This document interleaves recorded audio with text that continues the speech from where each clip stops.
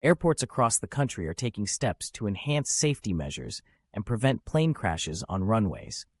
The Federal Aviation Administration has set a goal to hire thousands of new air traffic controllers to ensure smooth and efficient operations. Additionally, passengers will now have an easier time getting refunds if their flights are delayed, thanks to a new law signed by President Joe Biden. Specifically in New Jersey, the law includes provisions for a federal study on expanding access for lower-cost passenger carriers at capacity-constrained airports like Newark Liberty International Airport, as well as John F. Kennedy and LaGuardia airports in New York. Representative Miki Sherrill's provision regarding aerial balloons was also included in the bill, along with amendments from Representative Josh Gottheimer to add secondary cockpit barriers to aircraft and to study flight delays in the tri-state area.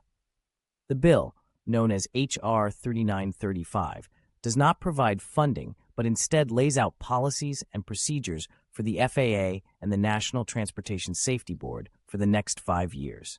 This comprehensive legislation aims to improve aviation safety and efficiency, addressing a wide range of issues from runway safety to passenger rights.